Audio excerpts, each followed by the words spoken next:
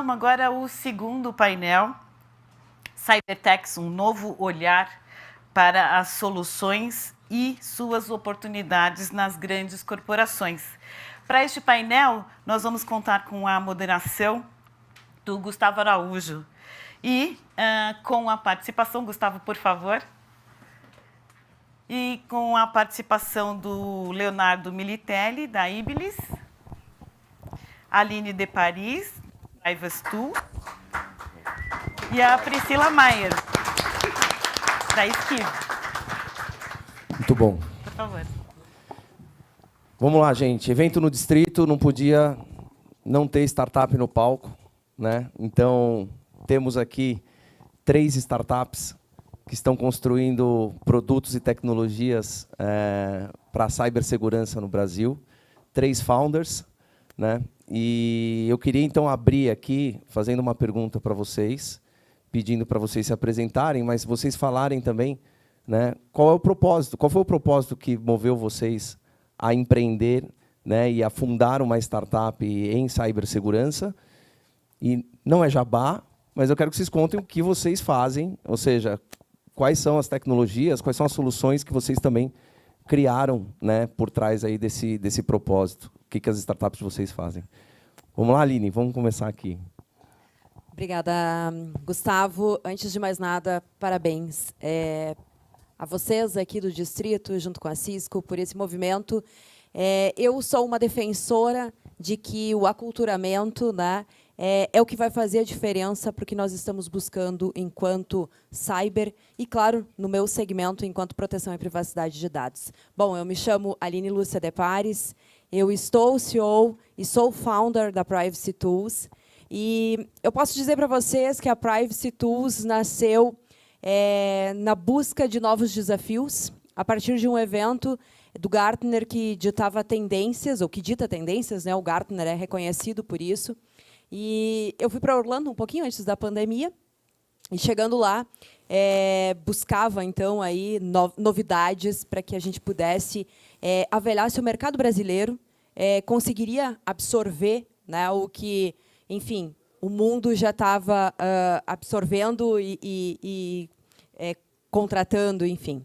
E a gente viu lá diversas iniciativas, e eu me recordo que já era assim um fato a GDPR na Europa, e, portanto, eu me lembro que eu falei, poxa, estava falando de gêmeos digitais, robótica, inteligência artificial, e eu pensava, não é exatamente isso, né? Robótica não está no meu DNA, eu não vou conseguir lidar com isso muito bem. E aí comecei a olhar os painéis de cyber e, enfim, cheguei numa dos maiores fornecedores do mundo, que é o meu principal concorrente aqui no Brasil. E, chegando lá, eles falaram, um dos mercados que a gente está olhando é o Brasil. E eu pensei, bom, se eles fazem, eu também posso fazer. E cá estou, Gustavo. Boa, boa. E cá estou. E então, que a Privacy Tools faz? A Privacy Tools nasceu... Elevator pitch. Elevator pitch, excelente. A Privacy Tools nasceu observando uma demanda futura aqui no Brasil. Nós desenvolvemos, então, uma plataforma para apoiar todas as empresas na jornada de proteção e privacidade de dados, especificamente aqui no Brasil, LGPD. Temos como olhar de futuro as economias, ou uma economia 100% digital. E, portanto, o nosso principal ativo nos negócios são os dados. E, dito isso, sem dúvida, a Privacy Tools pode apoiar vocês nessa jornada e deixar, com certeza, no caso das startups, o valuation ainda mais bonito e mais apetitoso para vocês, é claro. Boa. Léo, vamos lá? Depois a Priscila, vamos lá. Muito bom. Olá, boa tarde. Meu nome é Leonardo Militelli, sou sócio fundador da Iblis e também da GAT InfoSec.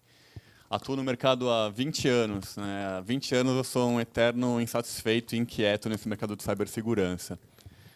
Acho que o que me motivou a entrar nesse mercado foi meus primeiros anos ali como um profissional de uma BBS, depois de um provedor de internet, em que eu me senti ali o semideus no provedor de internet, ali podendo desconectar um usuário, podendo ver todo o tráfego de dados que aquele usuário estava trafegando pela internet de escada naquela época. Eu falava, bom, se isso aqui é o futuro, estamos mal, né? Precisamos melhorar bastante. Então, foi desde aquela época que eu comecei a a investir meus estudos em cibersegurança, a trabalhar com isso. Empreendo há 13 anos, né, nesse mercado. E hoje eu sou CEO de 2 empresas, né, sócio fundador e CEO de 2 empresas. Uma é a Iblis Digital Security, que é uma empresa de consultoria e serviços em segurança da informação. E a outra é a GAT InfoSec, desculpe, que é uma plataforma SaaS que tem o objetivo de dar visibilidade e permitir a governança e priorização das ações do Programa de Segurança da Informação. Então, de certa forma, né, acho que uma coisa que a gente fala muito, né, a segurança é medida pelo seu elo mais fraco. Né? E como a gente viu no painel anterior, está cada vez mais complexo a gente ter visibilidade da nossa empresa. Quais são os limites da empresa hoje? Né?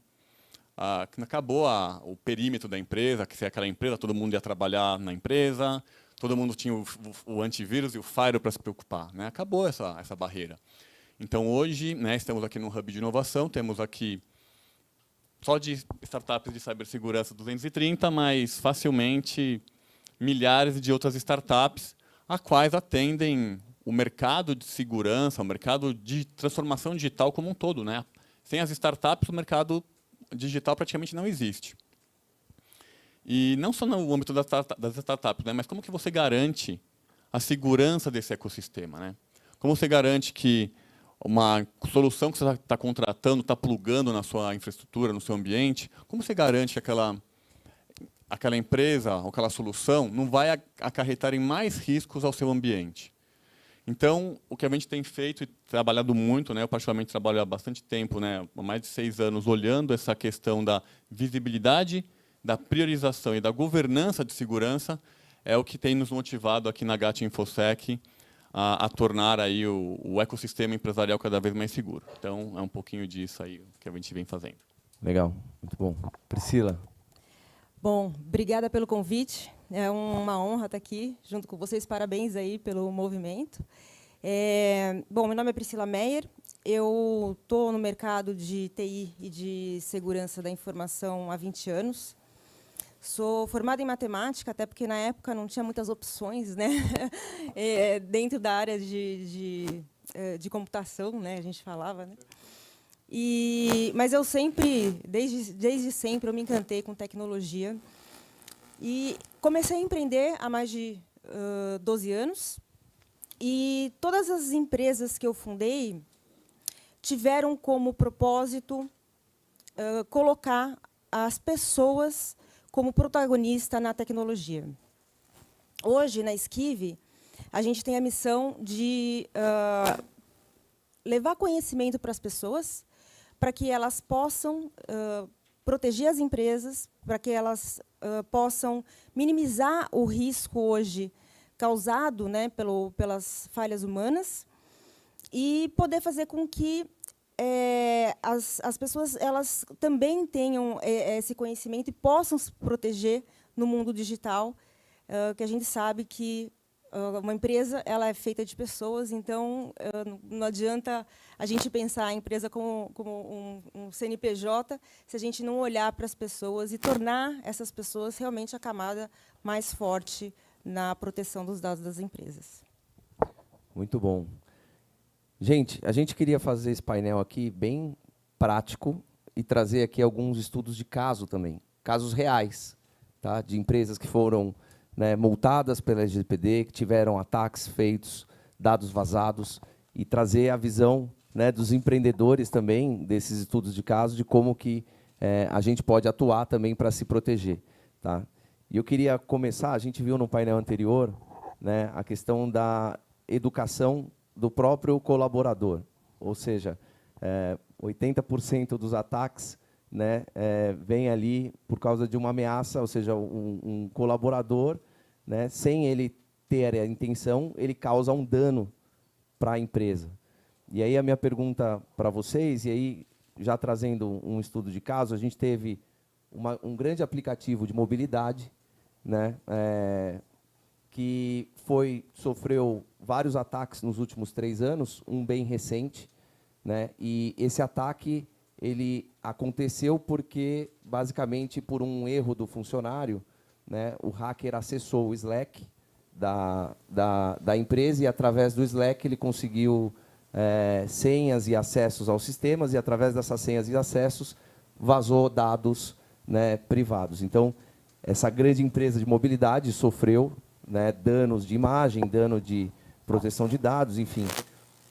Qual que é a visão de vocês, se vocês puderem comentar, sobre esse caso real, né, que aconteceu muito recentemente? Quiser começar, Aline, falando como mudar a mentalidade, né, das pessoas e dos colaboradores nas empresas em relação a isso. Enfim, comenta um pouquinho sobre isso.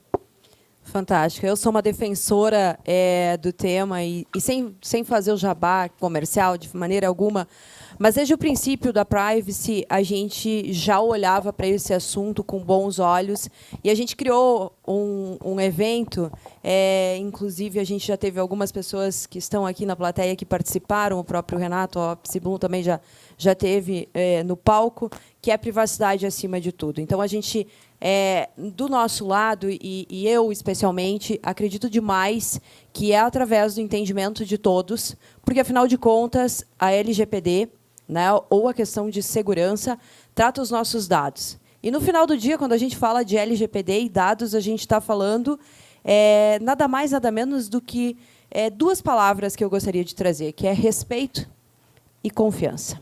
Respeito a partir do momento em que eu entrego meus dados para serem manipulados em uma empresa e que eu tenha confiança de que, efetivamente, né, a partir dessa entrega, os dados vão ser manipulados da melhor maneira possível.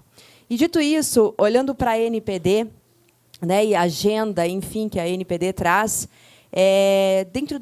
ela traz, inclusive, a própria lei, né? A NPD está trabalhando com diversos temas, mas a própria NPD se posiciona de maneira a dar essa transparência, fazer uma série de chamadas públicas para que nós, né, sejamos empresários ou titulares, a gente possa participar e se fazer presente e, mais do que isso, ouvido.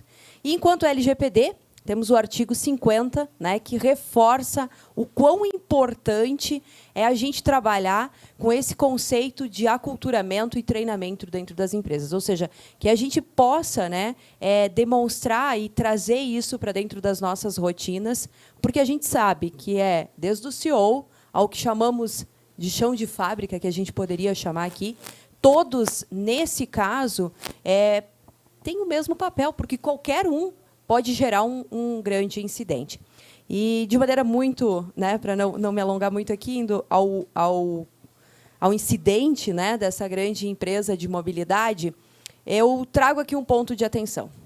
Se uma grande empresa de mobilidade, estamos falando aqui, acredito eu, né, Gustavo, do Uber, né, que é um unicórnio, é uma grande empresa, que possivelmente eles têm um investimento significativo acerca de cyber, de segurança, de proteção de dados, uma série de políticas.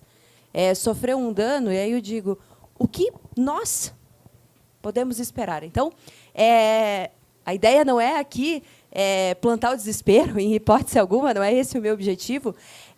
No entanto, isso demonstra o quão preocupados, né, ou o quão mais preocupados nós deveríamos estar, porque, realmente, eu sempre costumo dizer, e isso é um fato, um dia ou outro, nós vamos ou ser vítimas de um golpe, ou alguém vai bater na nossa porta, e pode ser um incidente muito grave, mas um incidente, fatalmente, a empresa vai sofrer. Então, é claro que a gente precisa olhar para esses assuntos e, na minha percepção, o aculturamento deve ser um dos principais temas ou pautas das empresas para conseguir mitigar esse risco que, na minha percepção, né, ou mitigar esse incidente que, na minha percepção, mais dia ou menos dia vai acontecer.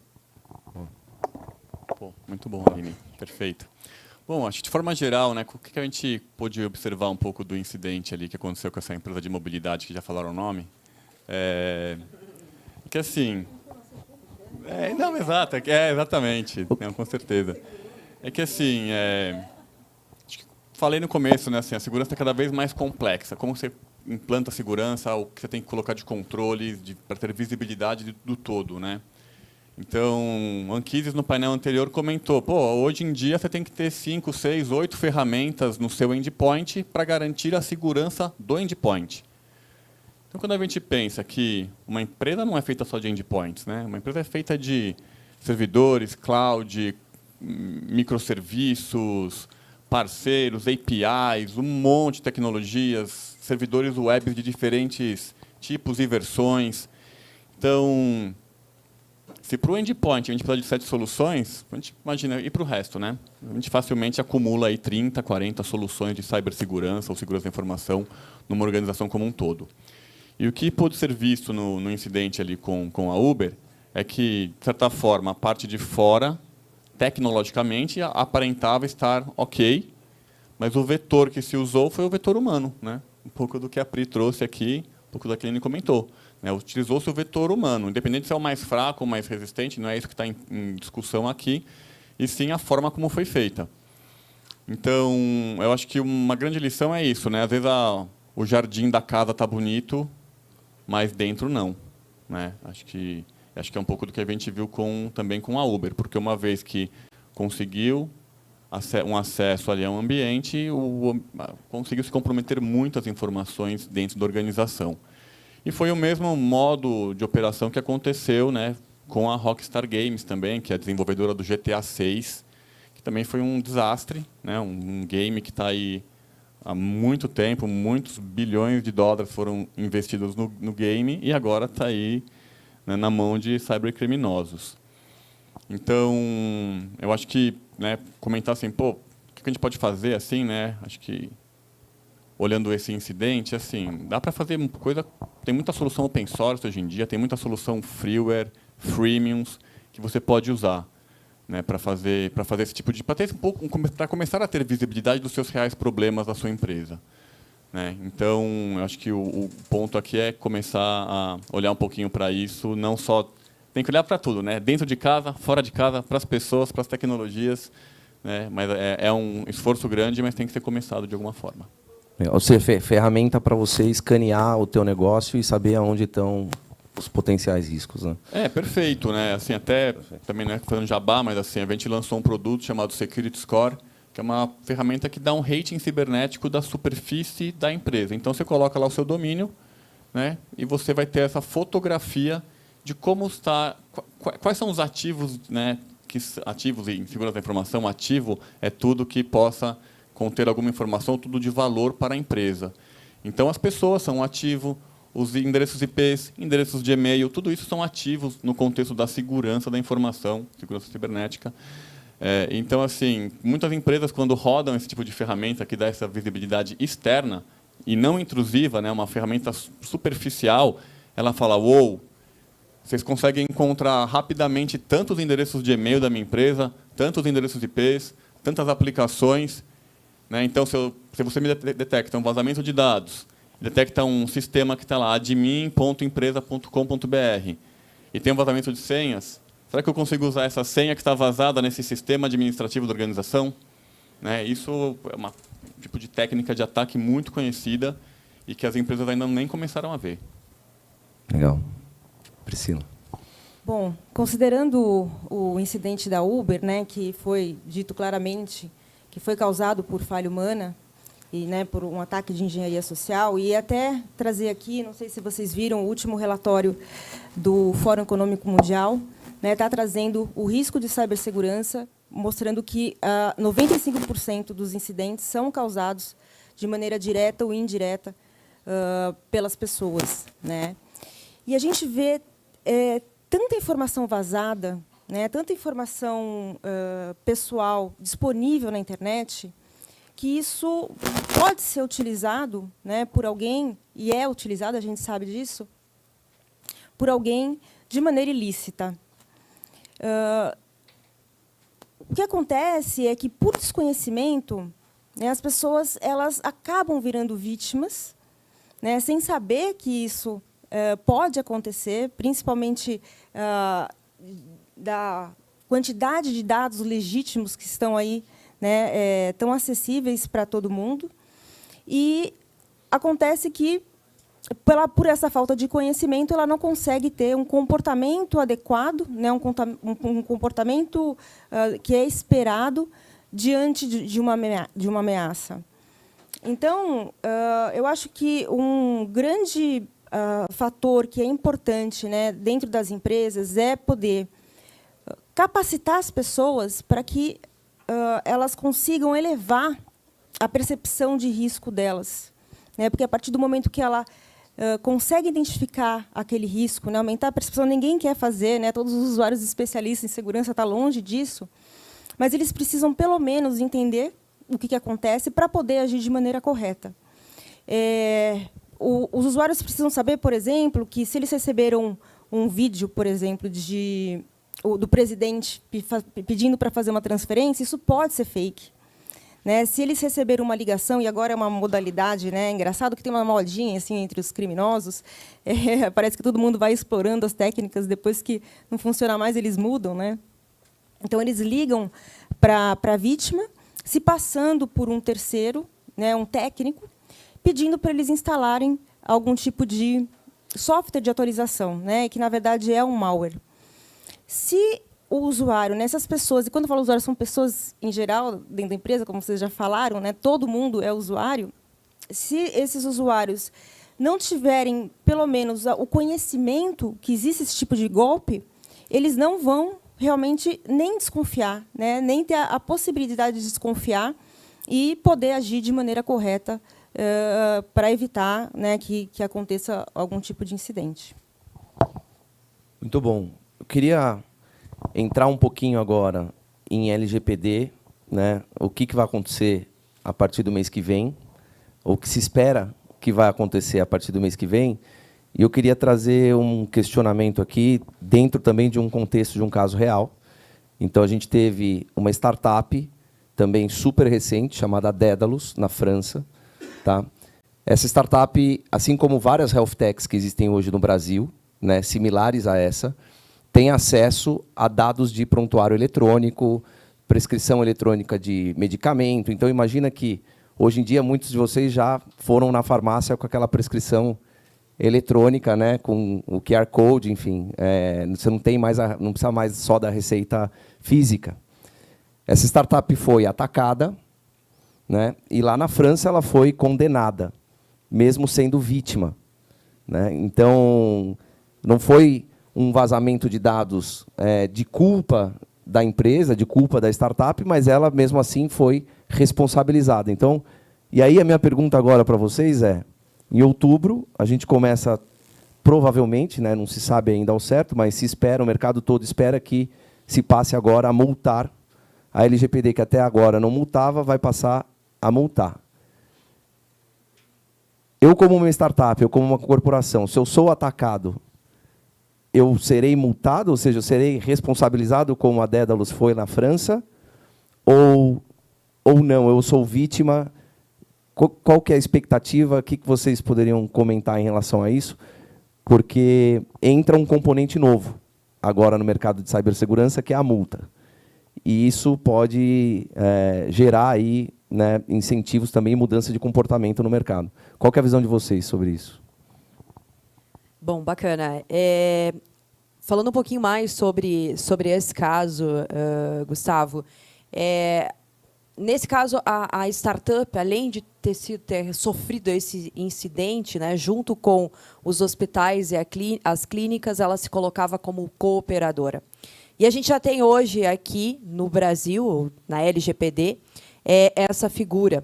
E a gente sabe o quanto as health techs elas dependem, né, dessas integrações ou dessas informações de hospitais e clínicas. Então, muitas vezes, a gente acha assim, não, mas eu só sou o cooperador, né? Tá tudo certo, a responsabilidade não é minha, né? É lá do hospital, eu só estou operando os dados.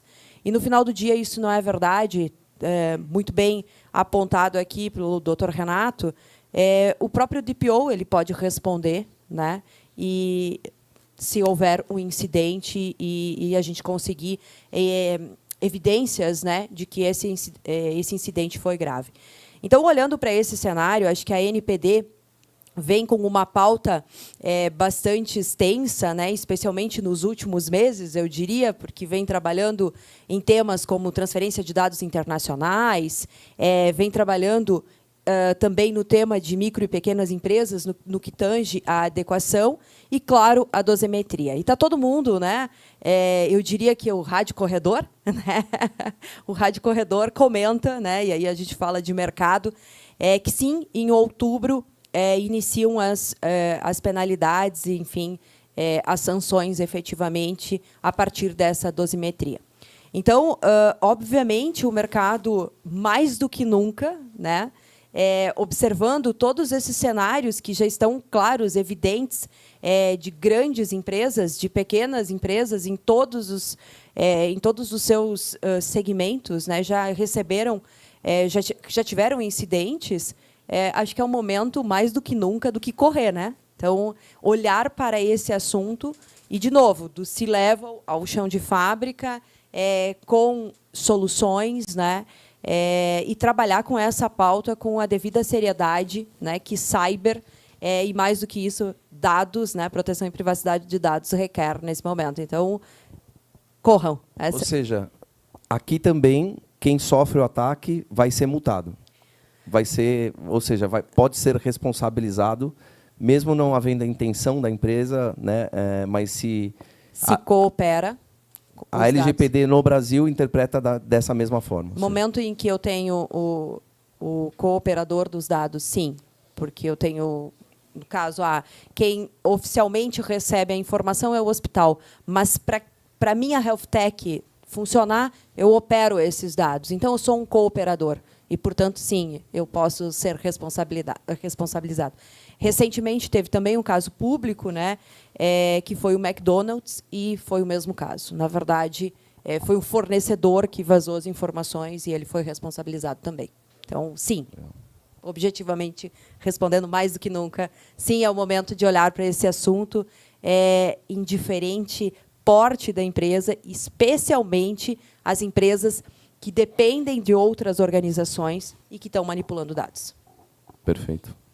Léo. Bom, posso dizer que será um período de fortes emoções, né? Se não bastasse eleições e Copa aí, mas essa aí vai ser fortes emoções também, né? Eu não sou especialista em privacidade, sou especialista em cibersegurança, né? São matérias que parecem a mesma coisa, né? Mas quando a gente pensa em proteção de dados e segurança da informação, são coisas diferentes. Cybersecurity é uma coisa, proteção de dados é outra. São desafios que ainda parece que é a mesma coisa, mas não é. Assim, então, se complementa, exatamente. Mas, salvo engano, né, existem algumas exceções, assim como para pequenas e médias empresas, microempresas. Existem exceções também para uso de dados a fins de pesquisas e inovação também. Então, particularmente, eu não posso afirmar nada a respeito das startups, mas posso afirmar que o cenário não é muito positivo, né? A gente trouxe aqui um pouco de alguns desafios com fornecedores, né? E tem também estatística, tem um monte de lugar, né? Às vezes elas até se contradizem um pouco, né? A Febraban fala uma coisa, essa que a Pri trouxe fala outra. Existe uma também que 61% das violações de dados são causadas por terceiros, né? Por terceiros e fornecedores. Então, também assim. Se você for somar, aí tem que olhar se é violação de dados, se é ataque cibernético. Acho que às vezes a gente não entra nesse mérito, né? Ou seja, são terceiros que têm acesso ao seu dado, que estão integrados no seu sistema, né? De alguma maneira. Perfeito, como a Aline trouxe, né? Em questões aí de estar conectado a uma health tech, numa outra empresa, enfim. Então, eu acho que mais do que nunca, né? Quem não começou a se mexer, começar a se mexer. Adotar os conceitos de security by design, privacy by design, e acho que as startups nesse ponto elas podem começar do jeito certo, né? Podem começar a fazer segurança e privacidade do jeito certo. Lá no MVP já pensa nisso. Pô, como é que eu estou autenticando o meu usuário? Que dados pessoal sensível eu estou armazenando aqui nos meus sistemas? Para que isso não vire uma bola de neve depois e o trabalho depois de correção é bem maior. Bom, eu acho que quanto mais o tempo passa, menos tolerante as autoridades e as agências reguladoras vão ficar em relação às violações de dados. E você até trouxe uma palavra que é mentalidade, né, na pergunta anterior, e eu acho que cabe muito bem, porque quando a gente fala de LGPD, nós estamos falando de cultura de privacidade, é uma questão de cultura da privacidade dentro das empresas. Eu acho que é o principal aspecto. E quando a gente fala de cultura, a gente está falando da forma que as pessoas agem dentro de um propósito comum. Antes da LGPD, a gente via as empresas com uma estratégia muito pautada na coleta e no uso das informações, seja nas suas estratégias comerciais, de marketing, e sem nenhum tipo de limite, né, no uso dessas informações. Até porque a gente sabe que existe o benefício, né, a busca era do benefício, né, a gente sabe que isso funciona, só que elas não estavam olhando o outro lado, né, os impactos, os possíveis impactos negativos que isso poderia gerar. E dá para fazer um paralelo a nível de indivíduo, né, quando uma pessoa ela faz um post com uma informação pessoal, isso não significa que ela não está preocupada com a privacidade dela, né?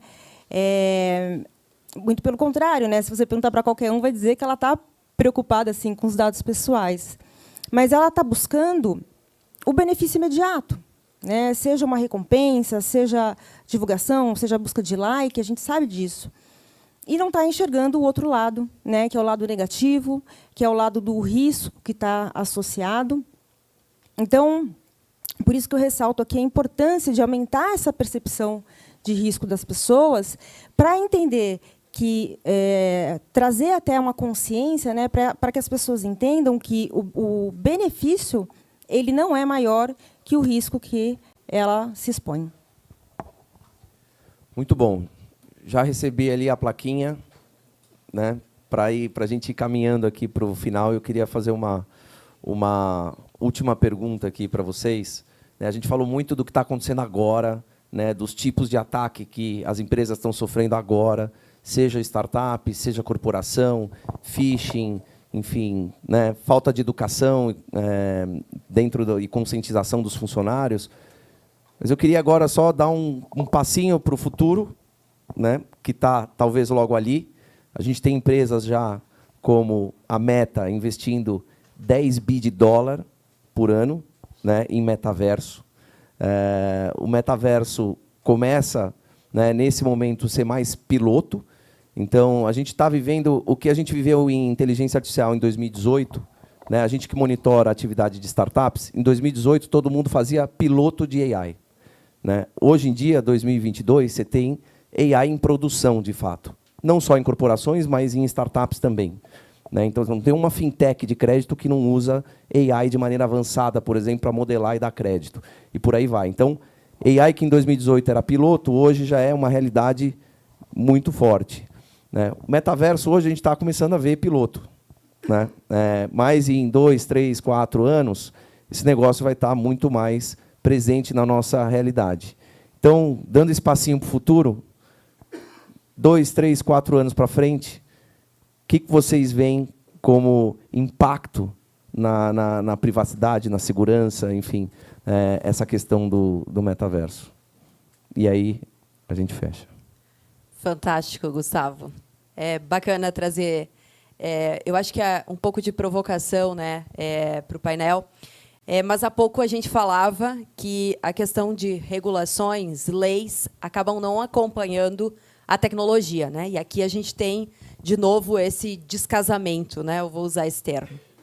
Mas, com certeza, vai ser muito impactado a LGPD, enfim, questões de proteção e privacidade de dados em um ambiente de metaverso vai ser bastante impactado. Porque a gente está falando que hoje a gente já vive relações que são globais, certo? E no metaverso, quão isso mais vai ser exponenciado isso.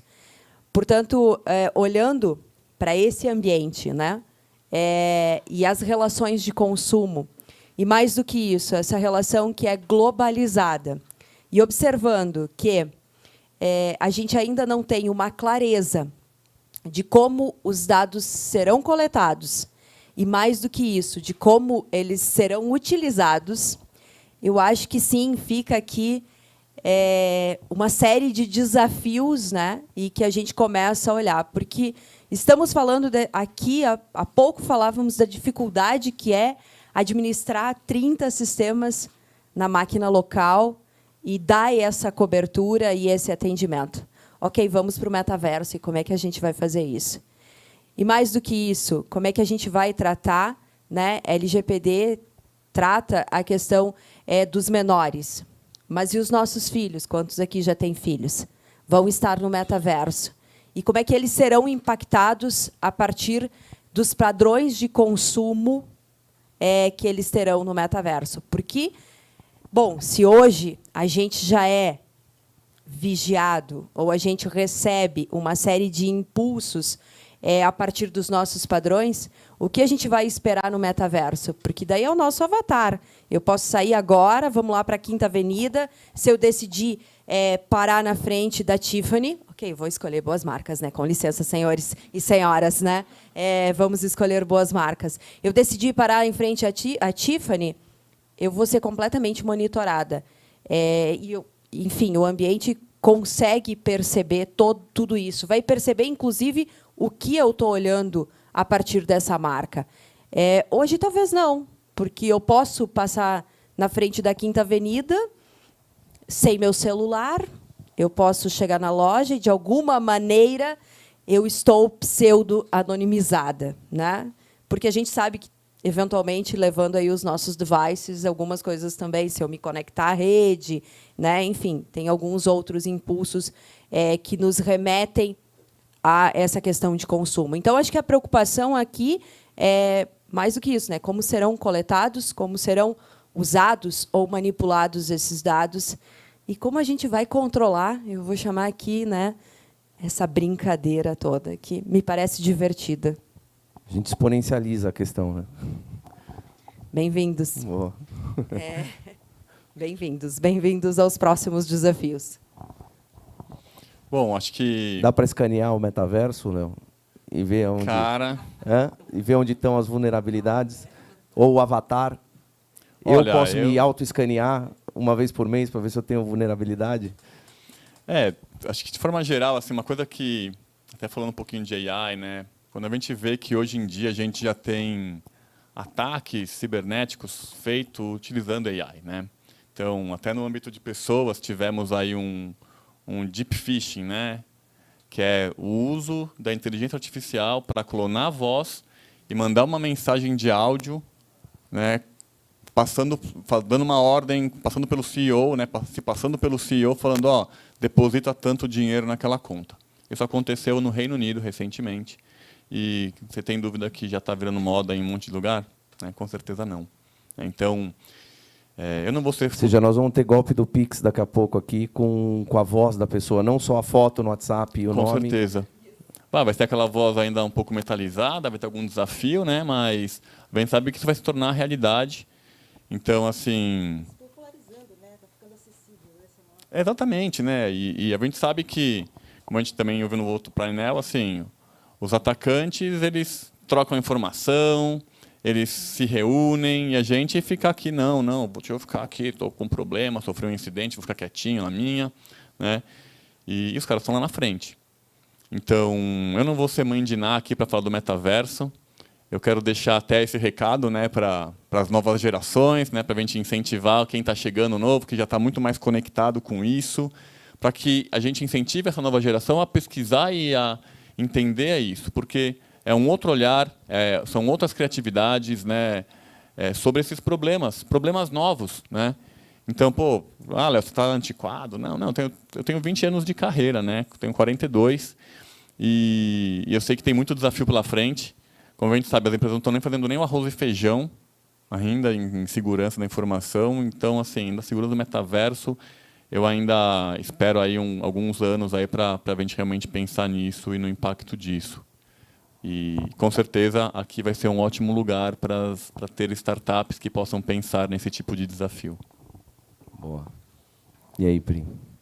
Olha, a maior preocupação, né, que eu vejo em relação ao metaverso é que vai haver a necessidade de se atualizar as regulamentações, né, acho que muito na linha do que você falou, Aline, as regulamentações de privacidade, diante desse novo contexto.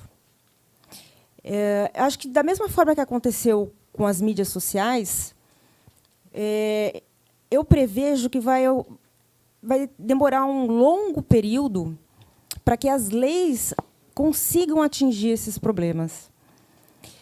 Dada a imersividade que tem, né, a tecnologia de realidade virtual, assim como os seus periféricos, as informações que vão ser colhidas, elas podem ser extremamente invasivas. Então, eu posso dar alguns exemplos aqui. É um assunto que me interessa muito. Por exemplo, a pressão arterial, né, rastreamento ocular, você conseguir medir a taxa de respiração das pessoas. Então, imagina só um algoritmo que possa medir o seu batimento cardíaco enquanto ele correlaciona com o que você está vendo. Além dele poder configurar, personalizar alguns anúncios, ele também vai poder entender como que você pode ficar mais tempo no uso dessa plataforma. Então, eu acho que esse é o grande desafio, né? A gente identificar a amplitude desse impacto que ele vai trazer e conseguir regulamentar antes que essas tecnologias explorem esses dados. Boa. Gente, muito bom, excelente. Queria agradecer vocês aqui. Muito obrigado por participarem do nosso primeiro dia aqui de evento do Movimento Cybertech. Então, Aline, Léo, Pri, muito obrigado pela presença. E eu passo de volta. Gustavo, pra... posso só fazer uma Claro, interação claro, rapidamente? Assim, eu acho esse movimento incrível, né? Eu empreendo aí há 13 anos. Já fui mentor de startups na FIAP por 3 anos também. Incentivei vários projetos de pesquisa nesse sentido. Participei já de 2 hubs de inovação em que eu buscava incentivar esse assunto, né? Pô, gente, vamos falar de cibersegurança, tem várias empresas, startups de cibersegurança aqui, vamos falar mais sobre isso, né? E eu acredito que esse é um movimento incrível, um momento único, né? Está acontecendo aqui, tem outros movimentos também acontecendo, como, por exemplo, o InovaCip, que é um programa de inovação recentemente que a GAT Infosec, inclusive, conseguiu participar. E eu queria deixar um recado para os CISOs também, né? Seja para os CISOs novos, para os CISOs futuros, né? O sucesso desse movimento vai depender também dos CISOs abrirem um pouco a cabeça. Só para a turma, o CISO é o Chief Information Security Officer, ou o gerente de segurança da informação, né? Que hoje a gente vê que historicamente, com todo respeito ao patrocinador Cisco, mas existe uma startup nem tem CISO, você sabe, né? Não, exatamente. Quem responde é o CTO normalmente, né? Mas eu acho que o grande ponto aqui é que a gente tinha, né, no passado assim, eu compro o Cisco ou Checkpoint, na época que era só firewall antivírus, então era Cisco ou Checkpoint, porque tá lá no Gartner, recomendado pelo Gartner, e ninguém vai ser mandado embora, eu não vou ser mandado embora porque eu comprei essas soluções. Então, até conversando com alguns CISOs aí, gerentes de segurança, assim, pô, você compraria um antivírus nacional? Existe muita resistência ainda. Então, só que assim, a gente tem que entender que essa síndrome do vira-lata já acabou, né? Existe muita solução nacional de segurança da informação, de privacidade, muito boas. Então, o recado aqui é, gerentes de segurança, abram a cabeça, olhem para o mercado nacional, tem coisas incríveis, com abordagens diferentes, com olhares brasileiros, muitas vezes com condições comerciais muito melhores, e lembrando que vocês estão incentivando o mercado, a economia nacional, e não só jogando dinheiro lá para Israel, para os Estados Unidos, para o Vale do Silício. Obrigado. Excelente recado, Léo. E aí a gente termina, então. Vocês querem... Eu posso dar a chance... Vocês querem também dar um recado para os CISOs? Não. Nós pegamos no pé dos CISOs hoje aqui. E falando, né, na real, são poucas empresas que você encontra essa posição, né? Então, se eu tivesse que dar um recado para eles, o meu recado seria para eles focarem também, né? Eu acho que o risco do fator humano ele tem que ser tratado da mesma forma que qualquer outro risco dentro de uma empresa. E muitas vezes é negligenciado porque a gente entende, né? É muito complexo. Você está trabalhando com pessoas, mas não dá mais para a gente deixar isso de lado. E isso pode ser, na verdade, um turning point aí, né? A gente pode realmente mudar esse cenário aí de violação de dados, fazendo com que as pessoas deixem de ser o problema, né? Deixem de ser a porta de entrada e sim ser a proteção de entrada das empresas. Boa. Eu poderia dizer, CISOs, usem Privacy Tools. Boa. É isso aí. É isso, CISOs, usem Privacy Tools. Mas, mais do que isso, eu acho que existe aqui um fator, né, bem relevante que a gente tem que trazer para a mesa, que é não tenham a vergonha de falar dos seus incidentes. Saiam da cela, né? Parafraseando aqui o que o Shoa trouxe, vão até as pessoas, vão até as outras empresas, busquem essa cooperação e esse conhecimento do que já aconteceu em outros momentos e vamos aprender, né, com os outros. Né? Eu acho que é assim que a gente evolui. Muito bom. Gente, muito obrigado novamente por vocês terem vindo. E aí eu passo agora a palavra para a Jaque de novo. Obrigado.